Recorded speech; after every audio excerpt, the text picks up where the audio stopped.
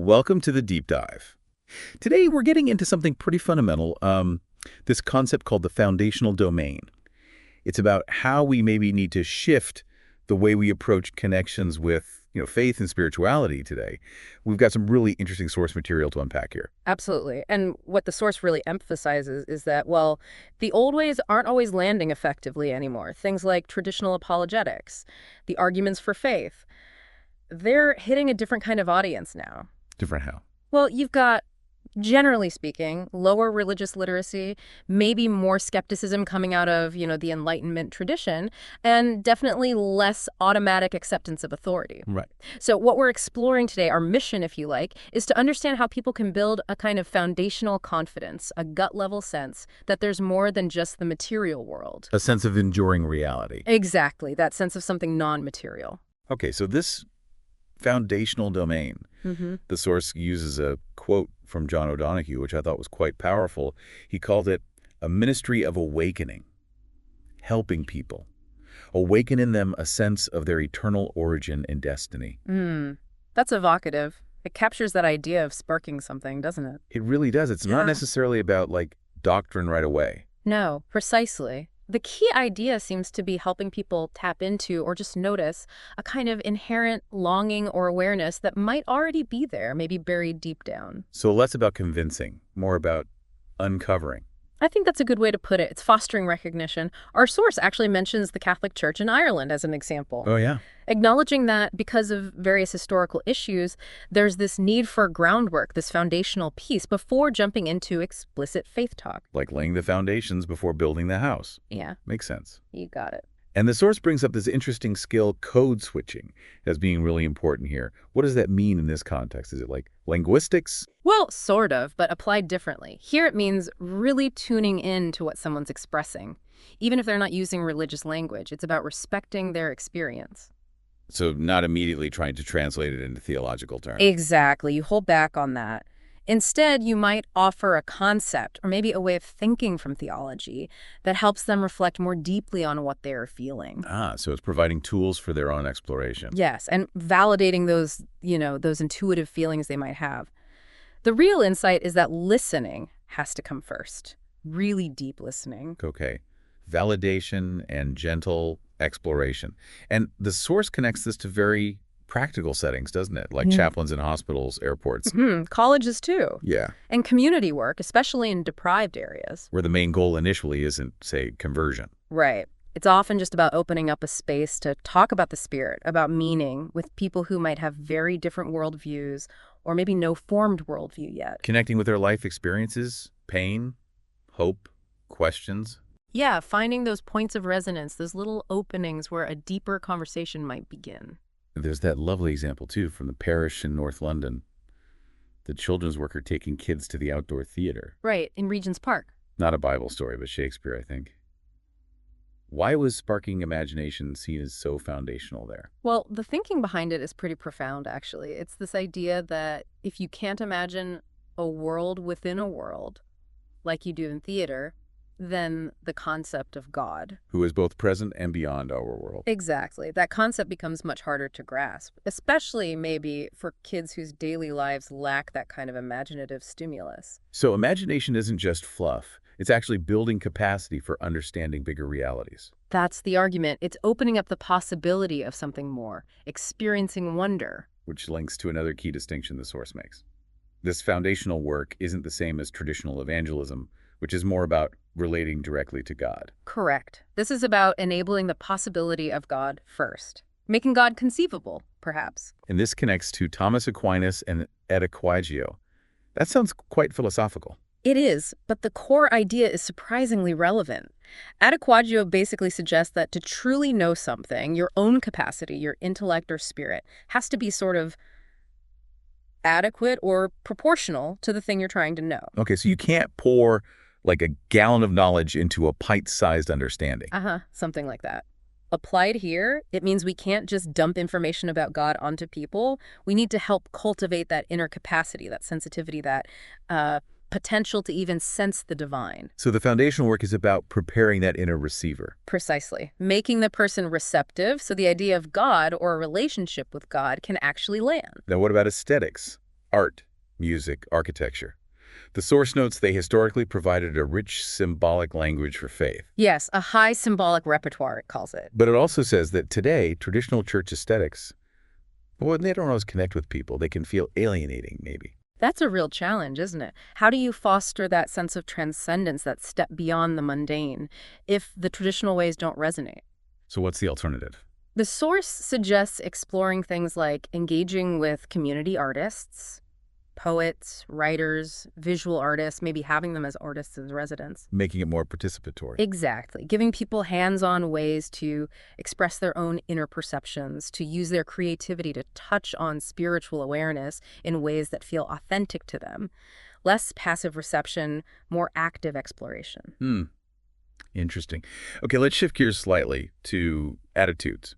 The source points out something quite telling. Churches often find it easier to re-engage people who've lapsed than to attract those who've never been involved at all. Why might that be? Well, the suggestion is that maybe there's been an overfocus on doctrine, on the what of belief, what the source calls the explicit domain, As opposed to... as opposed to addressing the underlying feelings or attitudes people might have.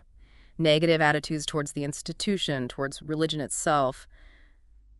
Sometimes that's the real barrier, not a lack of knowledge about the gospel.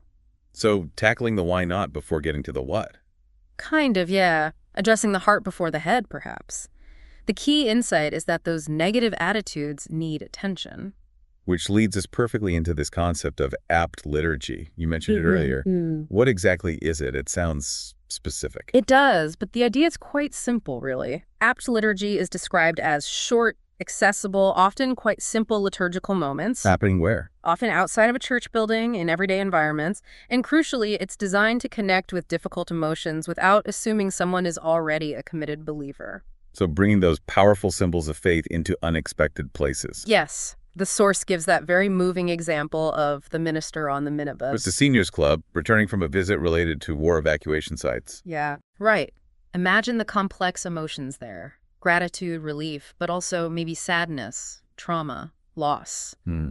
And the minister, in that brief moment on the bus, uses some simple liturgical element, maybe a short prayer, a reading, a symbolic gesture, even shared silence to acknowledge those feelings. Naming the emotions, linking their personal experience to bigger human themes. Exactly, and offering a sense of connection, of solidarity, and importantly, signifying God's presence within that struggle. That idea of incarnation, God not being distant, but involved. Yes, precisely. Not some aloof deity, but as the source might put it, a heavenly Father who is present in the midst of it all. And the goal of this apt liturgy? It aims to create memories of the heart, the source says, helping people process strong emotions, offering symbols. Yeah. Simple things are mentioned, like bread, water, nails, ash. Even a nappy pin, it said. Right, symbols that can gently point towards the transcendent.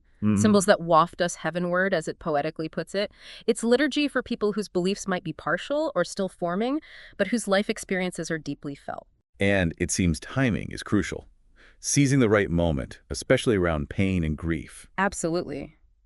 The example of the church's response in Soham after the awful murders there is given as a case where offering those high symbols in a time of deep communal distress was vital, providing succor. But this isn't something you can just parachute in, is it? No, the source stresses the need for groundwork, community involvement, journeying out, building trust, actually knowing what people are going through. And needing emotional literacy from those leading it. Definitely. Understanding, empathizing, being able to articulate emotions both individual and communal, it requires sensitivity. This connects, too, to the idea of healing wounded history, especially in neighborhood renewal efforts. How does apt liturgy fit there? Well, often in these renewal projects, there's a history of broken trust, low social capital.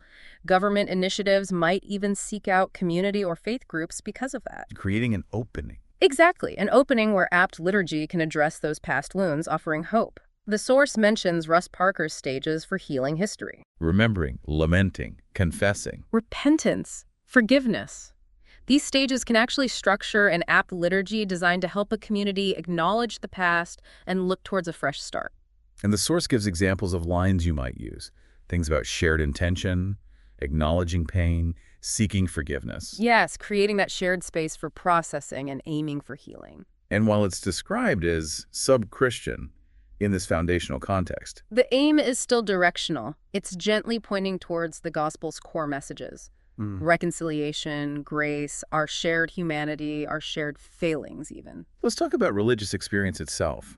The source cites research, David Hayes' work, I think, suggesting these not everyday experiences, these moments of sensing something divine, are actually quite common. Surprisingly common, yes. The majority of adults, according to his research, often triggered by personal crises, interestingly. So the key takeaway isn't that we need to give people these experiences. No, it's that we need to help them explore the meaning and implications of the experiences they may have already had. Which is a shift, because historically, maybe the church was sometimes a bit wary of personal religious experience. It could be, yes.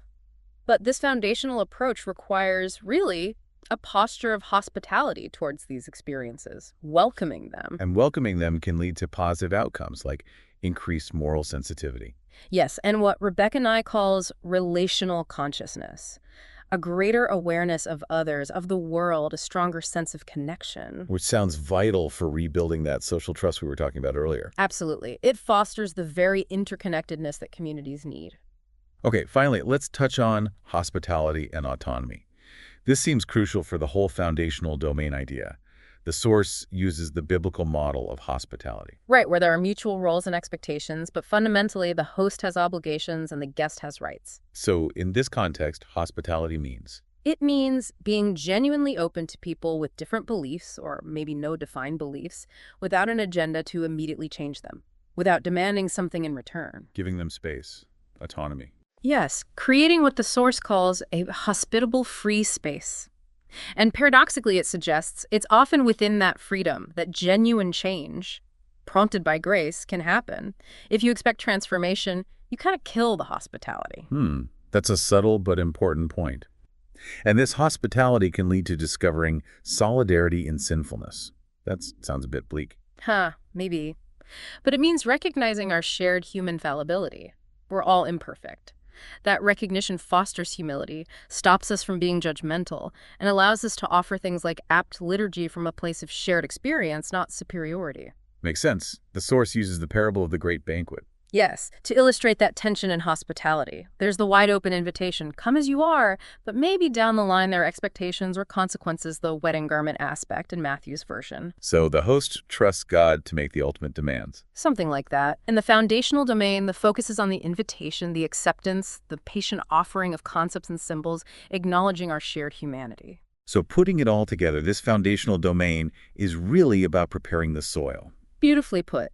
It serves the explicit domain, the direct sharing of the gospel, by creating the conditions where those ideas can actually be heard and potentially take root, moving from God out there to a God recognized in here. Helping people recognize God's potential action and relevance in their own lives. Exactly. So the key tasks boil down to things like chaplaincy work, offering apt liturgy, practicing that deep hospitality, especially towards religious experiences, and maybe even just physically opening up church spaces to the community. Essential work, it sounds like, for engaging with spirituality in our current times. That's certainly the argument being made. It requires patience, acceptance, generosity. Fascinating stuff. Definitely gives a lot to think about regarding how these connections are made or remade today.